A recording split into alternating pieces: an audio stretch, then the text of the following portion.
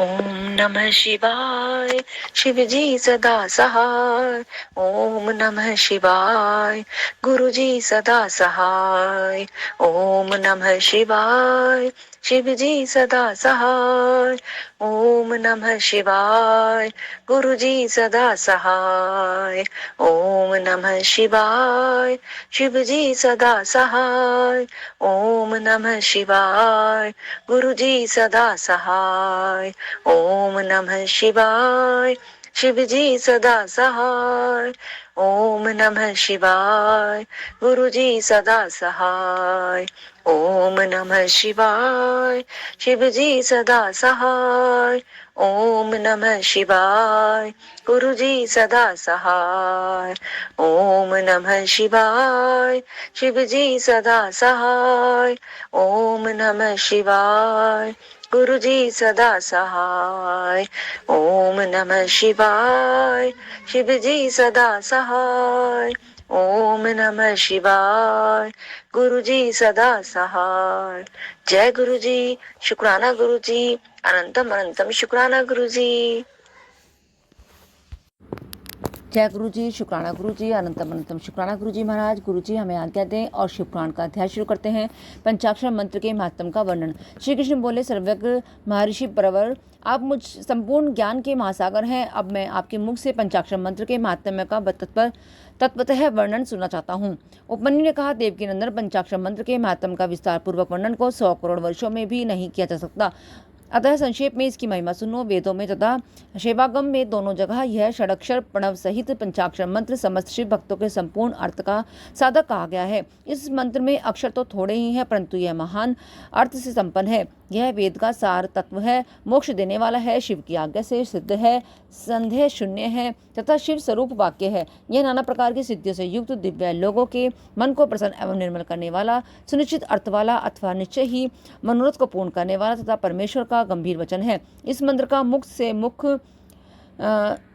मुख से सुख पूर्वक उच्चारण होता है। सर्वज्ञ शिव ने संपूर्ण देहधारियों के सारे मनोरथों की सिद्धि के लिए इस ओम नमः शिवाय मंत्र का प्रतिपादन किया है। यह आदि षडाक्षर मंत्र संपूर्ण विद्याओं मंत्रों का बीज मूल है। जैसे वट के बीच में महान वृक्ष छिपा हुआ है, उसी प्रकार अत्यंत सूक्ष्म होने पर भी इस मंत्र को महान अर्थ से परिपूर्ण समझना चाहिए। ओम इस एकाक्षर मंत्र में तीनों गुणों से अतीत सर्वज्ञ, सर्वकर्ता, द्युतिमान, सर्वव्यापी प्रभु शिव प्रतिष्ठित है। ईशान आदि जो सूक्ष्म एकाक्षर रूप ब्रह्म है, वे सब नमः शिवाय इस मंत्र में क्रमशः स्थित हैं। सूक्ष्म षडाक्षर मंत्र में पंच ब्रह्म रूपधारी साक्षात भगवान शिव स्वभावतः वाच्य वाचक भाव से विराजमान है। अप्रमेय होने के कारण शिव वाच्य है और मंत्र उनका वाचक माना गया है। शिव और मंत्र का यह वाचक भाव अनादिकाल से चला आ रहा है। जैसे वह घोर संसार सागर अनादिकाल से प्रवत है, उसी प्रकार संसार से छुड़ाने वाले भगवान शिव भी अनादिकाल से ही नित्य विराजमान है। जैसे औषध रोगों का स्वभावतः शत्रु है, उसी प्रकार भगवान शिव संसार दोषों के स्वाभाविक शत्रु माने गए हैं। यदि ये भगवान विश्वनाथ न होते तो यह जगत अंधकार में हो जाता, क्योंकि प्रकृति जड़ है और जीवात्मा अज्ञानी। अतः इन्हें क्रमशः देने वाले परमात्मा ही हैं। प्रकृति से लेकर परमाणु पर्यंत जो कुछ भी जड़ रूप तत्व है, वह किसी बुद्धिमान चेतन कारण के बिना स्वयं करता नहीं देखा गया है।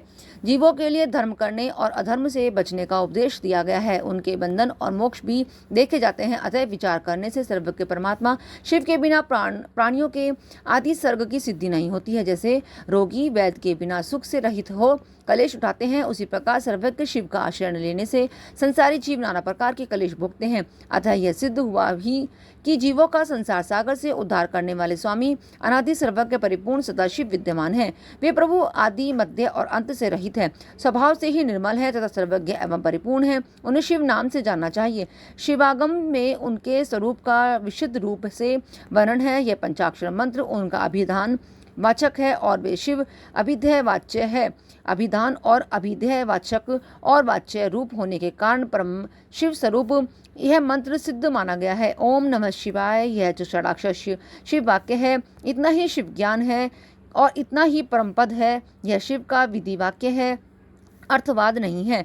यह उन्हीं शिव का स्वरूप है जो सर्वज्ञ, परिपूर्ण और स्वभावतः निर्मल है, जो समस्त लोगों पर अनुग्रह करने वाले हैं। वे भगवान शिव झूठी बात कैसे कह सकते हैं जो सर्वज्ञ है? वे तो मंत्र से जितना फल मिल सकता है उतना पूरा का पूरा बताएंगे, परंतु जो राग और अनाद अज्ञान आदि दोषों से ग्रस्त है वे ही झूठी बात कह सकते हैं। वे राग और अज्ञान आदि दोष ईश्वर में नहीं है, अतः ईश्वर कैसे झूठ बोल सकते हैं? जिनका संपूर्ण दोषों से कभी परिचय नहीं है हुआ है, उन सर्वज्ञ शिव ने जिस निर्मल वाक्य पंचाक्षर मंत्र का प्रणयन किया है वह प्राणभूत ही है, इसमें संशय नहीं है। इसलिए विद्वान पुरुष को चाहिए कि वह ईश्वर के वचनों पर श्रद्धा करे। यथार्थ पुण्य पाप के विषय में ईश्वर के वचनों पर श्रद्धा न करने वाला पुरुष नरक में जाता है। शांत स्वभाव वाले श्रेष्ठ मुनियों के ने स्वर्ग और मोक्ष की सिद्धि के लिए जो सुंदर बात कही है उसे सुभाषित समझना चाहिए। जो वाक्य राग, द्वेष, असत्य, काम, क्रोध और तृष्णा का अनुसरण करने वाला हो वह नरक का हेतु होने के कारण दुर्भाषित कहलाता है। अविद्या एवं राग से युक्त वाक्य जन्म मरण रूप संसार कलेश की प्राप्ति में कारण होता है, अतः वह कोमल, ललित अथवा संस्कृत संस्कार युक्त हो तो भी उससे क्या लाभ? जिसे सुनकर कल्याण की प्राप्ति हो तथा राग आदि दोषों का नाश हो जाए, वह वाक्य सुंदर शब्दावली से युक्त न हो तो भी शोधन तथा समझने योग्य है। मंत्रों की संख्या बहुत होने पर भी जिस विमल षडाक्षर मंत्र का निर्माण सर्वज्ञ शिव ने किया है उसके समान कहीं कोई दूसरा मंत्र नहीं है। षडाक्षर मंत्र में 6 अंगों सहित संपूर्ण वेद और शास्त्र विद्वान हैं, अतः इनके समान दूसरा कोई मंत्र नहीं है। 7 करोड़ों महामंत्रों और अनेक उपमंत्रों से यह षडाक्षर मंत्र उसी प्रकार भिन्न है जैसे प्रतीक से सूत्र जितने शिव ज्ञान है और जो विद्या स्थान है वे सब षडाक्षर मंत्र रूपी सूत्र के संक्षिप्त भाष्य है। जिसके हृदय में ओम नमः शिवाय यह षडाक्षर मंत्र प्रतिष्ठित है उसे दूसरे बहुसंख्यक मंत्रों और अनेकों विस्तृत शास्त्रों से क्या प्रयोजन है? जिसने ओम नमः शिवाय इस मंत्र का जब दृढ़ता पूर्वक अपना लिया है उसने संपूर्ण शास्त्र पढ़ लिया और समस्त शुभ कर्तव्यों का अनुष्ठान पूरा कर लिया। आदि में नमः पद से युक्त शिवाय ये 3 अक्षर जिसकी जिह्वा के अग्रभाग में विद्यमान है उसका जीवन सफल हो गया। पंचाक्षर मंत्र के जप में लगा हुआ पुरुष आदि पंडित मूर्ख अत्यंत अंत्यज अथवा अधम भी हो तो वह पाप पंजर से मुक्त हो जाता है। अध्याय 12 विराम। जय गुरु जी। जैसे कि आदि में नमः पद से युक्त शिवाय नमः, जिसे कहते हैं ओम शिवाय नमः, ओम नमः शिवाय, ओम शिवाय नमः, शिवाय नमः शिवाय ओम, इस तरह से मंत्र जाप जो बताते हैं। जय गुरु जी। अब अध्याय है पंचाक्षर मंत्र की महिमा, उसमें समस्त वामंग में की स्थिति, उसकी उपदेश परंपरा, देवी रूपा पंचाक्षरी विद्या का ध्यान, उसके समस्त और व्यस्त अक्षरों के ऋषि छंद, देवता, बीज शक्ति तथा अंगन्यास आदि का विचार। देवी बोली महेश्वर, दुर्जय, दुर्लंग यह एवं कुलुषित आदि काली काल में जब सारा संसार धर्म से विमुक्त हो पाप में अंधकार से आच्छादित हो जाएगा, वर्ण और आश्रम संबंधी आचार नष्ट हो जाएंगे, धर्म संकट उपस्थित हो जाएगा, सबका अधिकार संदिग्ध, अनिश्चित और विपरीत हो जाएगा, उस समय उपदेश की प्रणाली नष्ट हो जाएगी और गुरु शिष्य की परंपरा भी जाती रहेगी। ऐसी परिस्थिति में आपके भक्त किस उपाय से मुक्त हो सकते हैं? महादेवी जी ने कहा, देवी कलिकाल के मनुष्य मेरी परम मनोरम पंचाक्षरी विद्या का आश्रय ले भक्ति से भाविचित्त होकर संसार बंधन से मुक्त हो जाते हैं जो अकथनीय है और अचिंतनीय है। उन मानसिक, वाचिक और शारीरिक दोषों से जो दूषित, कृतघ्न, निर्दय, छली, लोभी और कुटिलचित है, वह मनुष्य भी यदि मुझ में मन लगाकर मेरी पंचाक्षरी विद्या का जप करेंगे उसके लिए यह विद्या ही संसार भय से तारने वाली होगी। देवी मैंने बारंबार प्रतिज्ञा पूर्वक यह बात कही है कि भूतल पर मेरा पतित हुआ भक्त भी इस पंचाक्षरी विद्या के द्वारा बंधन से मुक्त हो जाता है। देवी बोली, यदि मनुष्य पतित होकर सर्वथा कर्म करने के योग्य न रह जाए तो उसके द्वारा किया गया कर्म नरक की ही प्राप्ति करने वाला होता है। ऐसी दिशा में पतित मानव इस विद्या द्वारा कैसे मुक्त हो सकता है? महादेव जी ने कहा, सुंदरी तुमने यह बहुत कठिन बात पूछी है, अब इसका उत्तर सुनो। पहले मैंने इस विषय को गोपनीय समझकर अब तक प्रकट नहीं किया था। यदि पतित मनुष्य मोहवश अन्य मंत्रों के उच्चारण पूर्वक मेरा पूजन करे तो वह निसंदेह नरकगामी हो सकता है, किंतु पंचाक्षर मंत्र के लिए ऐसा प्रतिबंध नहीं है। जो केवल जल पीकर ही और हवा खाकर तप करते हैं तथा दूसरे लोगों को नाना प्रकार के व्रतों द्वारा अपने शरीर को सुखाते हैं, उन्हें इन व्रतों द्वारा मेरे लोक की प्राप्ति नहीं होती, परंतु जो भक्तिपूर्वक पंचाक्षर मंत्र से एक ही बार मेरा पूजन कर लेता है वह भी इस मंत्र के ही प्रताप से मेरे धाम में पहुंच जाता है। इसलिए तप, यज्ञ, व्रत आदि नियम पंचाक्षर द्वारा मेरे पूजन की करोड़वीं कला के समान भी नहीं है। कोई बद्ध हो या मुक्त जो पंचाक्षर मंत्र के द्वारा मेरा पूजन करता है वह अवश्य ही संसार पाश से छुटकारा पा जाता है। जैसे गुरु जी कहते हैं, व्रत करने से भगवान नहीं मिलता, पंचाक्षर मंत्र का जाप करो, भोलेनाथ स्वयं मिल जाते हैं। जय गुरु जी। देवी ईशान आदि 5 ब्रह्म जिसके अंग हैं, उस षडक्षर या पंचाक्षर मंत्र के द्वारा जो भक्ति भाव से मेरा पूजन करता है वह मुक्त हो जाता है। कोई पतित हो या अपतित, वह इस पंचाक्षर मंत्र के द्वारा मेरा पूजन करे। मेरा भक्त पंचाक्षर मंत्र का उपदेश गुरु से ले चुका हो या नहीं, वह क्रोध को जीतकर इस मंत्र के द्वारा मेरी पूजा किया करे। जिसने मंत्र की दीक्षा नहीं ली है उसकी अपेक्षा दीक्षा लेने वाला पुरुष कोटि कोटि गुना अधिक माना गया है। अतएव देवी दीक्षा लेकर ही इस मंत्र से मेरा पूजन करना चाहिए। जो इस मंत्र की दीक्षा लेकर मैत्री, मुदिता, करुणा, उपेक्षा आदि गुणों से युक्त तथा ब्रह्मचर्य परायण हो भक्ति भाव से मेरा पूजन करता है वह मेरी समता प्राप्त कर लेता है। इस विषय से अधिक कहने से क्या लाभ। मेरे पंचाक्षर मंत्र में सभी भक्तों का अधिकार है, इसलिए वह श्रेष्ठ तर मंत्र है। पंचाक्षर के प्रभाव से ही लोक, वेद, महर्षि, सनातन धर्म, देवता तथा ये संपूर्ण जगत टिके हुए हैं। देवी प्रलय काल आने पर भी जब चराचर जगत नष्ट हो जाता है और सारा प्रपंच प्रकृति में मिलकर महिलीन हो जाता है, तब मैं अकेला ही स्थित रहता हूँ, दूसरा कोई भी नहीं रहता। उस समय समस्त देवता और शास्त्र पंचाक्षर मंत्र में स्थित होते हैं, अतः मेरी शक्ति से पालित होने के कारण वे नष्ट नहीं होते हैं। तदंतर मुझसे प्रकृति और पुरुष के भेद से युक्त सृष्टि होती है। तत्पश्चात त्रिगुणात्मक मूर्ति का संहार करने वाला अवंतर प्रलय होता है। उस प्रलय काल में भगवान नारायण देव माया में शरीर का आश्रय ले जल के भीतर शेष शैया पर शयन करते हैं। उनके नाभि कमल से पंचमुख ब्रह्मा जी का जन्म होता है। ब्रह्मा जी तीनों लोकों की सृष्टि करना चाहते थे, किंतु कोई सहायक न होने से उससे कर नहीं पाते थे। तब उन्होंने पहले अमित तेजस्वी 10 महर्षियों की सृष्टि की जो उनके मानस पुत्र कहे गए हैं। उन पुत्रों की सिद्धि बढ़ाने के लिए पितामह ब्रह्मा ने मुझसे कहा, महादेव महेश्वर मेरे पुत्रों को शक्ति प्रदान कीजिए। उनके इस प्रकार प्रार्थना करने पर 5 मुख धारण करने वाले मैंने ब्रह्मा जी के प्रति प्रत्येक मुख से एक एक अक्षर के क्रम से 5 अक्षरों का उपदेश किया।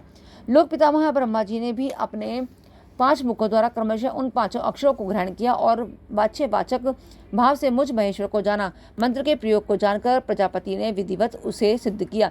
तत्पश्चात उन्होंने अपने पुत्रों को यथावत रूप से उनका मंत्र का और उसके अर्थ का भी उपदेश दिया। साक्षात लोक पितामह ब्रह्मा से उस मंत्र रत्न को पाकर मेरी आराधना की इच्छा रखने वाले उन मुनियों ने उनकी बताई हुई पद्धति से उस मंत्र का जप करते हुए मेरु के रमणीय शिखर पर मुंजवान पर्वत के निकट 1 सहस्त्र दिव्य वर्षों तक तीव्र तपस्या की है। वे लोग सृष्टि के लिए अत्यंत उत्सुक थे, इसलिए वायु पीकर कठोर तपस्या में लग गए। जहाँ उनकी तपस्या चल रही थी वह श्रीमान मुंजवान पर्वत सदा ही मुझे प्रिय है और मेरे भक्तों ने निरंतर उसकी रक्षा की है।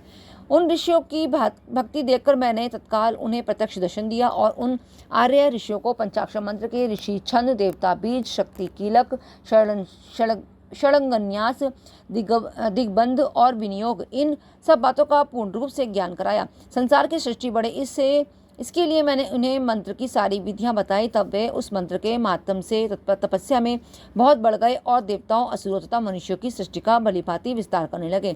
अब इस उत्तम विद्या पंचाक्षरी के स्वरूप का वर्णन किया जाता है। आदि में नमः पद का प्रयोग करना चाहिए, उसके बाद शिवाय पद का। यही वह पंचाक्षरी विद्या है जो समस्त श्रुतियों की सिरमौर है तथा संपूर्ण शब्द समुदाय की सनातन बीज रूपिणी है। यह विद्या पहल मेरे मुख से निकली, इसलिए मेरे ही स्वरूप का प्रतिपादन करने वाली है। इसका एक देवी के रूप में ध्यान करना चाहिए। इस देवी की अंकांति तपाए हुए स्वर्ण के समान है।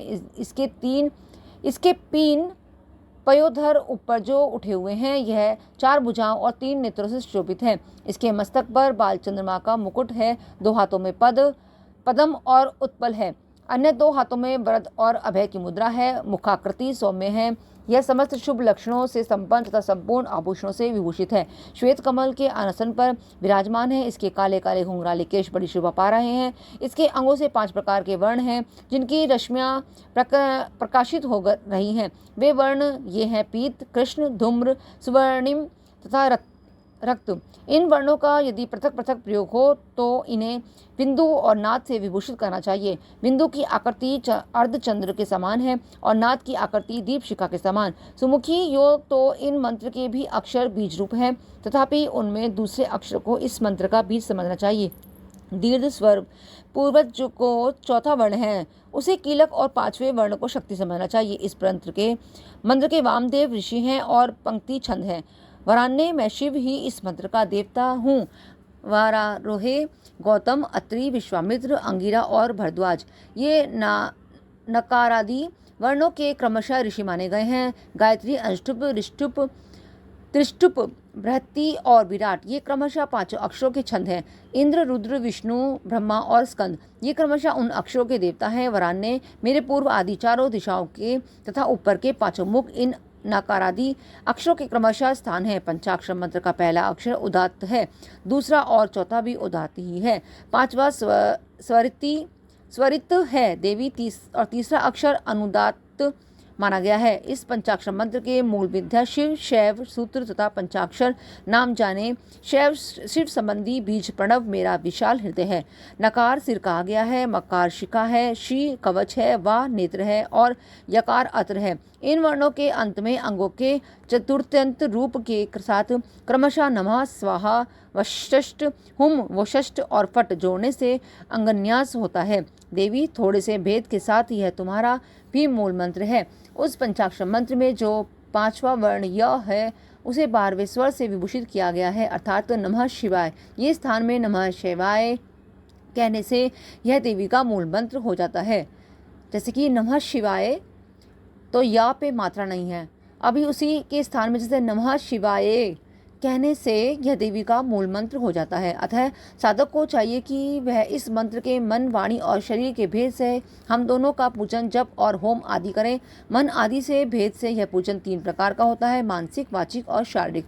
देवी जिसकी जैसी समझ हो, जिसे जितना समय मिल सके, जिसकी जैसी बुद्धि, शक्ति, संपत्ति, उत्साह एवं योग्यता और प्रीति हो, उसके अनुसार वह शास्त्र विधि से जब कभी, जहाँ कहीं अथवा जिस किसी भी साधन द्वारा मेरी पूजन कर सकता है, उसकी की हुई वह पूजा उसे अवश्य मोक्ष की प्राप्ति करा देगी। सुंदरी, मुझ में मन लगाकर जो कुछ क्रम या व्यक्त क्रम से किया गया हो वह कल्याणकारी तथा मुझे प्रिय होता है। तथापि जो मेरे भक्त हैं और कर्म करने में अत्यंत विवश असमर्थ नहीं हो गए हैं, उनके लिए सब शास्त्रों में मैंने ही नियम बनाया है, उस नियम का उन्हें पालन करना चाहिए। अब मैं पहले मंत्र की दीक्षा लेने का शुभ विधान बता रहा हूँ, जिसके बिना मंत्र जप निष्फल होता है और जिसके होने से जप कर्म अवश्य सफल होता है। अध्याय 13 विराम। जय गुरु जी।